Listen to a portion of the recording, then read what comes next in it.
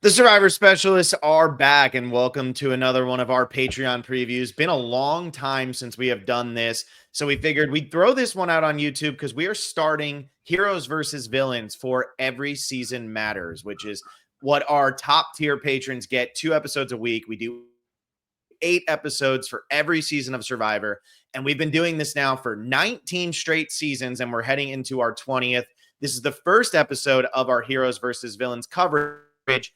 And this is a little bit different of a topic than we normally do. Each season has there's 6 or 7 pretty consistent topics, and there's one that's a little different. For Samoa, we talked about the edit and how it was so Russell heavy. And for this one, we thought it would be fun, especially to introduce everybody to Heroes versus Villains for the first time in a while, to compare it to other milestone seasons such as Winners at War and 50, and talk about just what works so well with Heroes versus Villains. Because I think all of us are coming out of this viewing with the same feeling we've always kind of had about Heroes versus Villains, which it's as good as advertised. It is that good of a season. It might be the apex of Survivor. So here is our Patreon preview for Heroes versus Villains. We're comparing it to Winners at War and 50. Will, Blake with the attire. Blake showing up. Some of us actually dressed up today. I think it's very interesting too. Maybe they didn't realize this, but season 8, 12 months later in our thing, that's an exact year. You get a preview every summer. I wonder if that's why they made the first one 8 and the second one 20.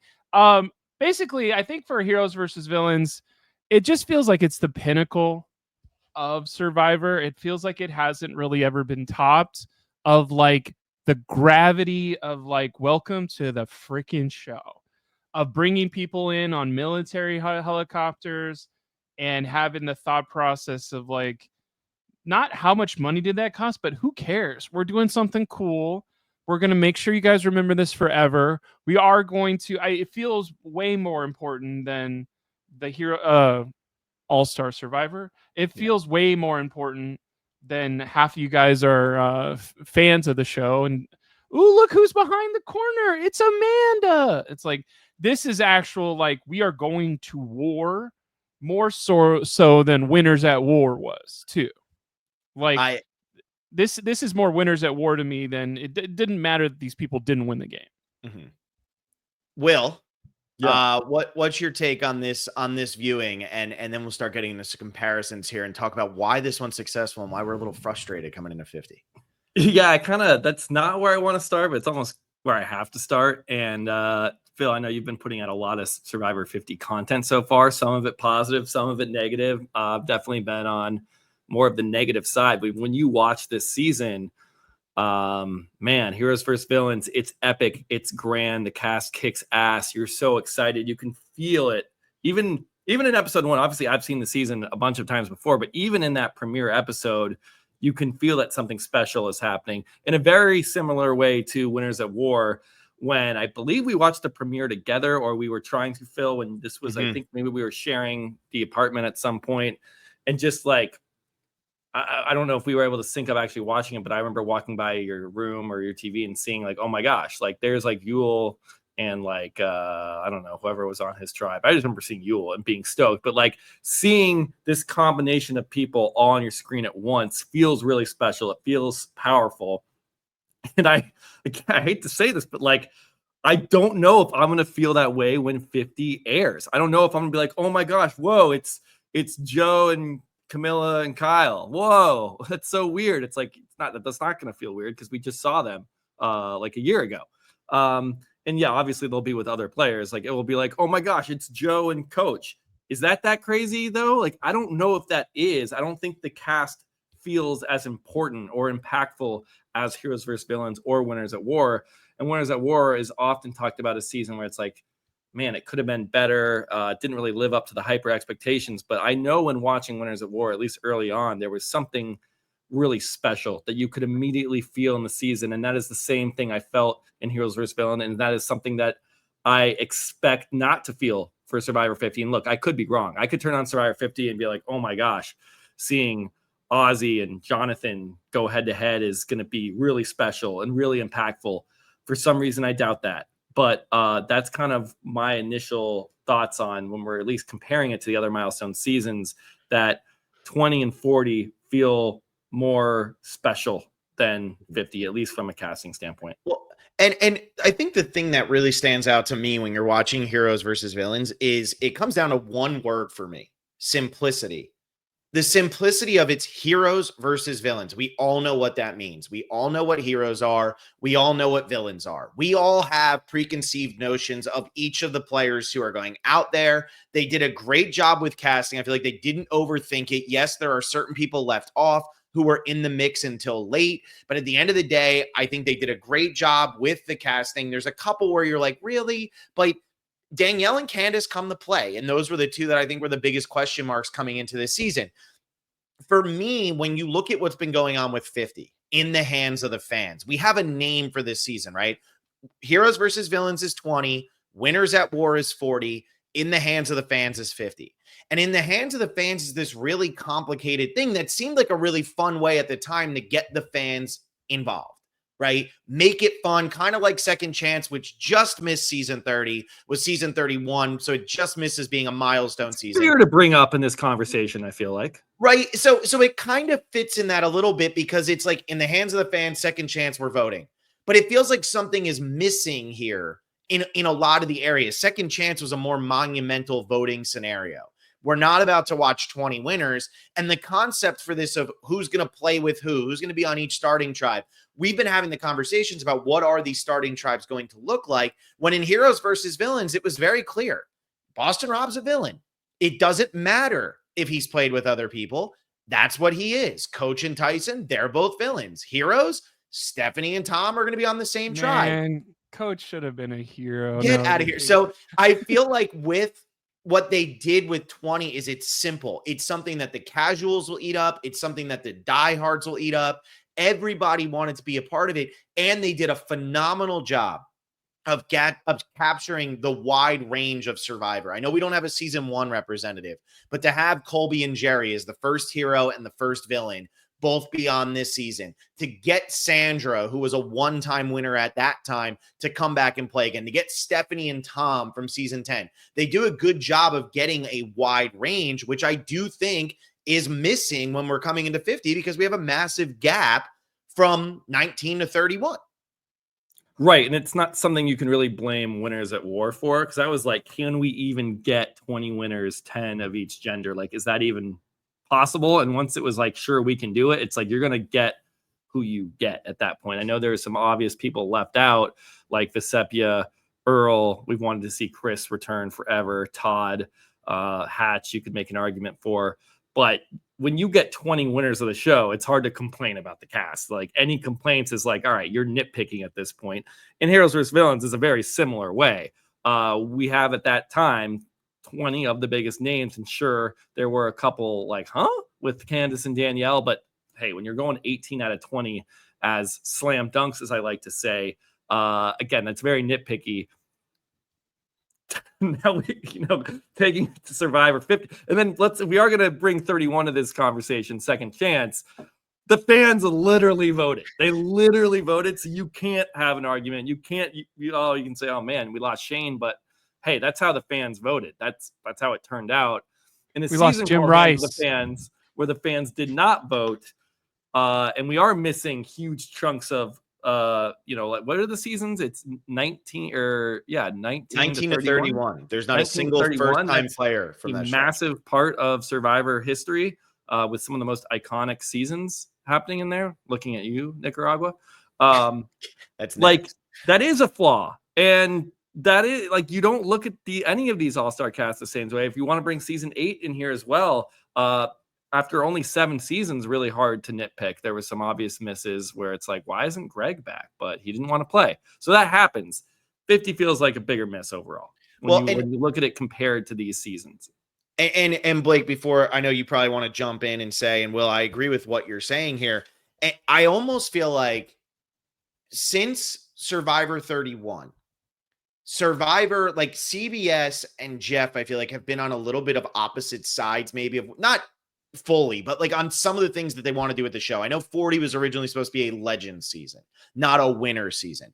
And personally, Winners at War is an awesome idea, but I think Jeff gets a little tick in his box there of he was right that doing an all winner season isn't necessarily going to make the best cast and the best season, because I think Winners at War starts off really hot and then it starts to fizzle, which Heroes versus Villains never does. But when I look at 50, it almost feels like because we have now 25 years of Survivor to work with, there's a lot of second guessing that's going on with this, right? We want to make it new. We want to make it unique. We don't want to just do Second Chance 2. We don't just want to do Heroes versus Villains 2. We want it to be something different. But it's really hard to get as excited about In the Hands of the Fans as it is to get about Winners at War. I remember when I found out about Winners at War, I was sitting at Fat Sal's. I'll never forget it for the rest of my life. And I remember being like, no way. They're going to get Parv. They're going to get sandwich Ethan. Sucks so bad. They're going to get Danny. No, but I was excited. so pumped. It was so great. And I think that's where it's just been a little bit of overthinking and a little bit of second guessing that has taken place with Survivor 50. And maybe that is because while 40 is epic in, it's epic in idea, it's not necessarily epic in execution, especially with Edge of Extinction and such. I think another thing that I would be like, I don't know if Jeff is parading in our fans of like, hey, 40 wasn't as good. I'm like, that's a bad thing for you, bro. I think one thing that I liked about 20 versus 40 is the, like, in 40, it's like, everybody bring in your family members together. Like, this is what Survivor's all about, is not the personalities that you've seen, not the people we interview, but your family members at home that we have no idea about. And it was like, oh, thanks, Jeff. And give us popcorn or something at the freaking, like, jury moment or something. Like, thanks, Jeff. It's been such an honor. And it's like Jeff became part of the show. Like, Jeff is just the referee in a battle of the greats in Heroes versus Villains. The heroes aren't very heroic. The villains are the underdog. Like, it's hilarious how bad we're rooting for the villains the entire time because the heroes are holier than thou. It's amazing how, I don't know, Elizabethan, or what is that? It's Shakespearean of like how that happens, of like, it's so sick. And for 40, I think that's going to be repeated in 50 of like, Jeff's like, did you ever think about the greater qualifications of Survivor as a media topic for generations to talk about? And you're like, my God, save it for the after show. Like, let's watch Jonathan and Ozzy beat each other up in a 5-foot submerged pool. Let's go. They won't. It's going to be 3 tribes. So that will be that's also something that Heroes vs. Villains does really well, and clearly was a creative decision. It wasn't just a coincidence how many head-to-head physical challenges we had. I mean, we had 2 basketball challenges that are almost the same, where you just have to tackle the person and get the ball. And then you have obviously the opening challenge. You have the sumo challenge. Like, there are so many here where they are physically grabbing at each other. Where there is some playing dirty and there is some showmanship and there is this real rivalry and there's no tribe swap. And I think that goes back to Phil's point as being like, we have a clear vision for this season. We have a clear idea. It's heroes versus villains. Winners at War, I still agree, Phil, is a very simple, clear idea. And I do think that what they've said about season 50, that season 50, they want it to be a celebration of the eras and the celebration of the show, in celebration of the fans. I feel like 40 checks more of those boxes so far than 50 has. Again, I've not seen 50. It's still being shot. But like, you go out for 40, there is this grand vision. They upped the prize to $2 million. And Blake, I disagree with you. I think them bringing the whole family out is pretty awesome. You're looking at these people as someone who played 3 or 4 times that are icons of the show. Like, these are the faces of Survivor. You have Boston Rob, Parvati, Tony, why are we not putting it in our favorite season? And I'm saying we've done that. So what should 50 feels, it's nebulous. We don't know. And again, we haven't seen it, but like, it doesn't feel like there is a clear vision. There is not this simplicity that Phil's talking about, that Heroes vs. Villains decides what it is and sticks to it in a way that I don't think it's been rivaled yet, honestly. One thing I want to add real quick was, like, Heroes versus Villains, I think, doesn't stray from top 5 for most fans. No. And what blows my mind is we did Blood versus Water 2. We did Redemption Island 2. We did Extinction Island 2. We never did Heroes versus Villains 2. And it's who stubborn ass is on the CBS payroll of like, oh, we could never do Heroes versus Villains again, when it's clearly there's at least 15 to 20 people that we could do Heroes and Villains. Like, that should have been the tribes almost for Winners at War, of like, these are the heroic winners, these are the villainous winners, and that's a more interesting way to do those two tribes of 10.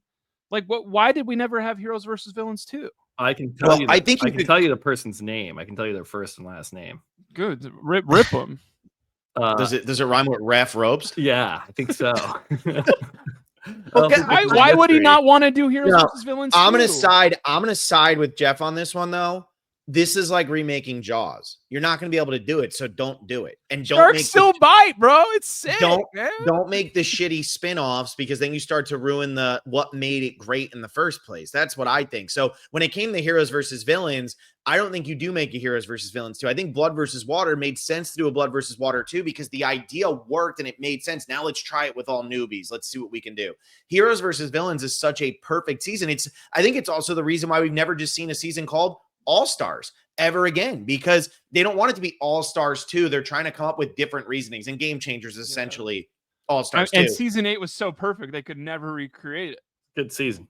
But you get what I'm saying. So I understand where the Heroes versus Villains not going into that comes from. But Will, you were talking about the challenges, and so when we do this series, just again, because obviously if you're not a patron and you're listening to this and you want to be a patron, you're like, what do you normally cover? We normally cover, next episode is going to be about the cast of the season. Then we're going to talk about underrated castaway. We normally cover twists, theme. This season with theme, we're also going to be covering challenges. We get into the winner, and then we get into the legacy of the season. So we have a bunch of stuff. I feel like I missed one, gameplay.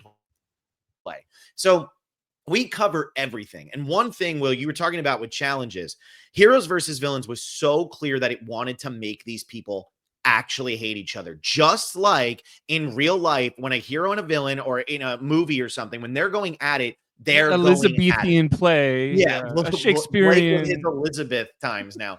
But that's what it's all about, right? It's all about getting your hero and your villain to be confrontational, and then hate. And that first challenge sets the tone for the whole show. And what's amazing is you look at what are some of the most iconic moments from the season. Stephanie dislocating her shoulder, Sugar with a double middle finger with her top off. That's in the first challenge. And then James throwing the beanbag thing at Randy's face, and Randy that's a lot of class. And Courtney saying, I knew you should have been on the villains, James. Like, that's some of the most iconic stuff. Coach riding Colby to the finish, which then he replicates at the reunion, which is very disturbing and could be replicated in 50. But these are the kinds of things that we just cannot get at 50. And I think knowing that they have to do a three tribe start, because that's just where we're at, where Survivor is, it is limiting them. Winners at War could have worked better. Maybe it works fine as a 2 tribe start, what if it's but 2 maybe tribes of 12 for 50? 2 tribes at 12 for 50 is probably too much because people are getting lost in the mix there. But I'm just saying, Survivor, you can't have this confrontation. You cannot have a premiere as epic as season 20, because the first challenge just simply can't be as epic as season 20. Cerise stiff-arming people running down the beach with that thing under her arm, and Rupert breaking his toe. These are iconic things, and it's all in the first challenge. That cannot happen if it, just like in 40, there's some good stuff in there, but it doesn't have that same tone because it's Winners at War. It's great we're watching winners, but we're not watching the villains and the heroes use what it is about them to set the stage. And I just think it's the best theme the show's ever done. And I just don't know, with 50, you can't top it, but also it doesn't feel like we're setting ourselves up to top it. Right. Well, no, I think We're not even going to try. It could be topped. I think there was a world in which Survivor 50 could come out and be awesome. It just doesn't feel like we're on that trajectory. I also feel like this is more into legacy, but I feel like, and maybe I'll save this as a teaser, but I think for how good of Heroes versus Villains is as a season, I almost feel like it's partially responsible for the decline of the show in some ways. So we'll get into that more. We'll get into that. I agree with you, though. I agree with you because it struggles after this. It's trying to replicate stuff. If we never have seasons 21 through 48, our lives are way different. But are there seasons of the show that like what are the top 5 seasons of the show that happened from 21 to 48 where it'd be like I can't live without Kagion. Yeah. But is there 3 others? I can do Kagion cast members. No wrong. No 50. David versus Goliath. That's 3 easy right off the bat there. To piss off to piss off the people listening. No 43. That's brutal. Is that what you're wearing? You're wearing millennials? Millennials versus Gen X. There you go. I mean, I'm ready for millennials versus Gen Z, bro. I love Blood versus Water a lot. I know I'm not. I like that season more than most, but I think that, I don't want people to think, oh, they're just complaining about 50, but it's just when you're looking at how the stage was set for 20, that it's just interesting to me that it doesn't feel like Survivor's ever really tried to replicate this. Winners at War, you use the word war there, but that doesn't mean that they're actually at war. You had people on opposite sides who had relationships and all of that. Winners with fire tokens didn't have a good ring. Yeah, it just feels like with 50 in the hands of the fans. Okay, it's in the hands of the fans. That sounds good for some fans, but we have no idea what this is, right? When these tribes get announced, we're going to be trying to figure out why are they doing this. I would almost be fine if they just did it as brains versus brawn versus beauty for Survivor 50. Make it BVBV3. And here's maybe you could figure that out with 24 people, with the 24 people who are there, and put Jonathan and Joe on the same tribe. I don't care. I don't care. I think that would even have more. I feel like Survivor got carried away with themes like Will, you're talking about with legacy, and maybe we want to get into that later. But when you're talking about the word versus, I argued on Rob Cesternino's podcast during COVID that the word versus was a problem for Survivor because David versus Goliath, you already know David wins that. So you're assuming that's kind of who people are going to be pulling for and stuff like that. There was this heroes versus healers versus hustlers. That means nothing. But it's like they went so far away from it.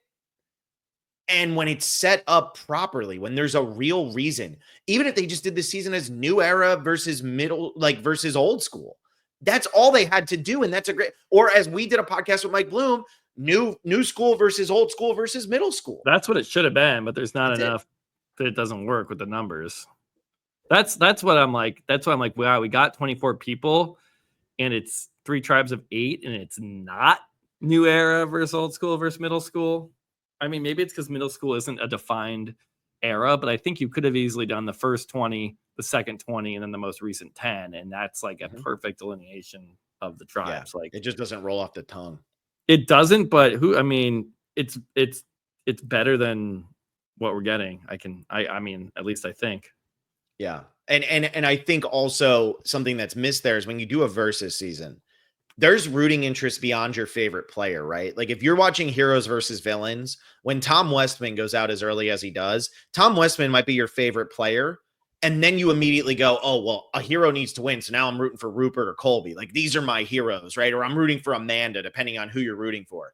Whereas in this season, if Genevieve goes home, it's okay. Well, who am I latching onto? There's almost like a team element to heroes versus villains that's missing from winners at war. Tribal, even it's tribal. But there's it's like rooting for your favorite team because Blake, I know for sure, was rooting for the villains.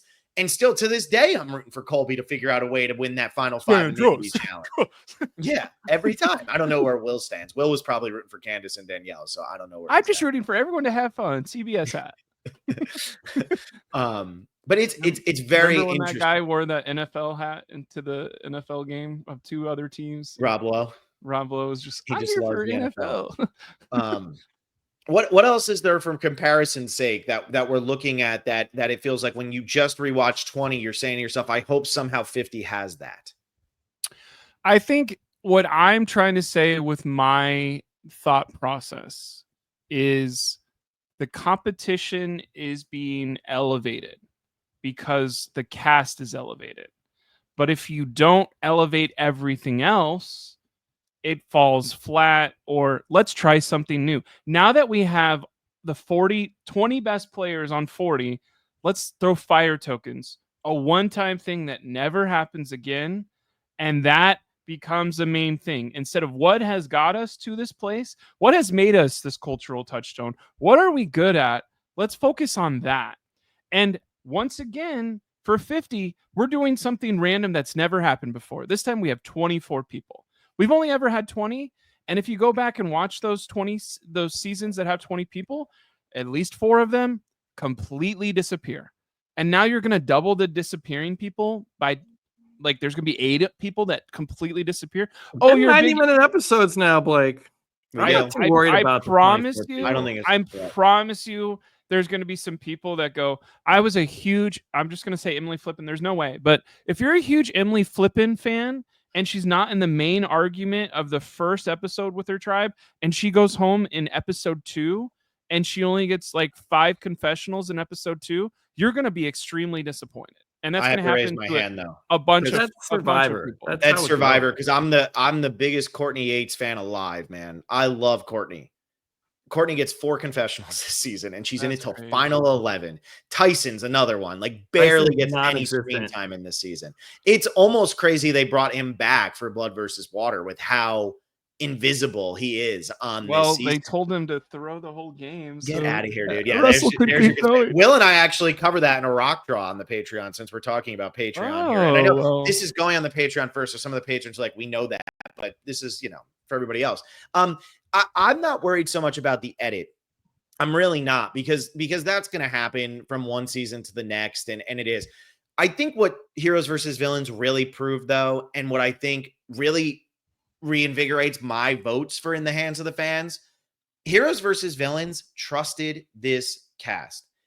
The producers just let it. It's all idols. There's no other random BS advantages or twists. There's no tribe swap. It is just the heroes are down 8-5. We're going to trust the cast to figure it out. Russell, Parvati, and Danielle are outnumbered 6-3. We're going to trust somebody to figure it out, or we're going to have a couple boring votes. And I think they trusted the cast so well that it leads to this iconic boot of Sari, the double idol play at Final 10. Sandra playing an idol she didn't need, but being able to just be like, I found an idol, and everybody be like, what the hell? Like, you're able to have that, whereas we're coming into this season worried we might get dynamic advantages. And that's how the people on the bottom are going to become on the top. Colby Donaldson should have been 19th place on this season, and he finishes 5th. That's how people go from the bottom to the top. It's not some foreign concept. And if he makes Final 3, I don't care what anybody says, he wins because he gets all the heroes votes. So it's just crazy that that's how it's being pitched to us. And this season is just trusting your cast. And I think about the gifts from this season, the lines from this season, the idol plays from this season. It is nonstop from start to finish. And it's all because of the players. And it's just trusting this cast. So that's my big pitch for this. Yeah, I'll end my thoughts for this conversation with this. Watching Heroes vs. Villains, I think one of my biggest takeaways was that even when the boots weren't that good, the episodes were really, really good. Like, the episodes were good throughout, and it wasn't relying on a blindside to end the episode, which is, I think, something the new era does so poorly of. The new era is so reliant on what is the outcome of the vote, who's going to lose their vote, what advantage is going to be played, what strategies are there, which we like strategy. It's fun to talk about. But when the vote in a new era episode isn't good, it really kind of makes the episode boring. Like, it really sours the entire episode. We saw that with 48 and 2 back-to-back episodes. Whereas Heroes versus Villains was like, okay, that was kind of a boring boot, but that episode was great. And I was surprised how much camp life was shown and how great just the characters were. I mean, we had chickens, we had fire, we had shelter. Like, we had all of that classic Survivor stuff. And I know this is still basically considered an old school season, but I think that would be my biggest takeaway from Heroes vs. Villains that I would want 50 to use, is that even if I'm wrong, let's just say I'm a complete idiot and this cast is the best cast ever for Survivor 50. Like, they couldn't have done better. Then let that cast play, let that cast live, and like actually show us, I don't know, something other than just focusing on the vote, because when the vote isn't good, it kills the whole episode. in Heroes vs. Villains is the perfect example of like, yeah, we knew who was going home. That episode was like an 8 out of 10 because of everything that happened. And Blake, before I turn it to you for your closing thoughts, I just want to comment on that because, Will, that's something that you and I talked about a lot during season 48. And I said Survivors, the new era has become too reliant on telling the story based around the vote off and not the rest of the story. Everybody, so the pre-merge of Heroes versus Villains, in my opinion, is the greatest pre-merge in the history of the show. I think most people would say that with just how all over the place it is, the comeback by the heroes, everything. The final 10 feels like it almost breaks the season because then you're like, okay, the villains have control the rest of the game. On this rewatch, I forgot. The final 9 episodes, one of the best episodes of the season because you think Sandra's ready to flip. Candace doesn't want to flip. And then Candace flips as Sandra's flipping, so it's going to be a tie. So Sandra's like, I can't flip. Yeah, exactly. It's going to be 5-4 anyway. So she says, fine, I'm going to make it 6-3. So that episode's great. And then you get the double boot. And that's one of the best double boot episodes that Survivor's ever done. It's not a throwaway. Yeah, Danielle and Candace both go in that episode. But it's so much fun to watch the blow up on Danielle and Colby and Rupert realizing they can get rid of Candace with the rock in his pocket. Like it's predictable people going home, and yet every minute of Heroes versus Villains is must-watch TV. It's must-watch, and that I hope they figure out how to do that because we care about the people on 50, at least a good majority of them. Even if you're tired of some of them or you don't have as strong of feelings, you're going to know these people, so you're going to care in some way. They got to figure out how to find this magic again. I am only going to watch and podcast 50 until Q goes, and then I'm out. And that's Blake's final thoughts on Heroes versus Villains. No, I do think looking at it, I'm a casting person. The cast of 20, yes, we got to see them do it, but the cast of 20 is the most excited I've ever been to watch the Survivor season. The cast of season 50 is probably, I guess we only have 6 or 7 all-star seasons to pick from. It's like I've already seen some of these people. Some of these people I don't want to see again. Some of these people I've never seen to even know. Caramoan ahead of it. That might be the only returning player. No shot. Like Caramoan was my least favorite on the paper. Only one that you were like, oh, that cast didn't really. I mean, like even Blood vs. Water, I was like pumped with that cast. Yeah, you get Aris on there. You're like Aris and Tyson and like Jervis out of nowhere. Yeah, I mean that's a good one for me. Yeah. So my thought process is this my second least favorite. Like it's gonna. Who's going to come alive and prove me wrong? And then there's a very close chance of like the 3 or 4 who I'm rooting for wholeheartedly. If they're all pre-merge boots, what am I left with? And it's like, these are all the tertiary characters that came together. Like the worst case scenario of everybody voting out the stars or the former winners.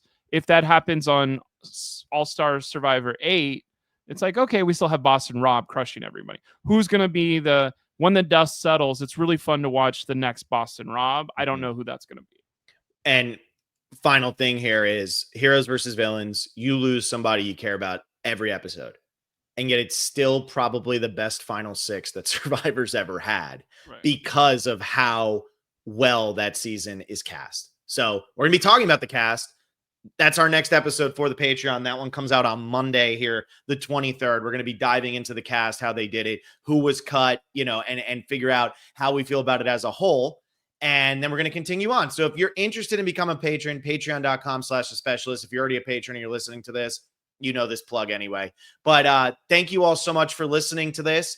And for the next the next 3.5 weeks, next 7 episodes of this series, we'll be covering Heroes versus Villains. So if you're looking for some coverage of that season, something to get you through the summer while you're craving some Survivor, rewatch Heroes Villains and come along for this ride with us.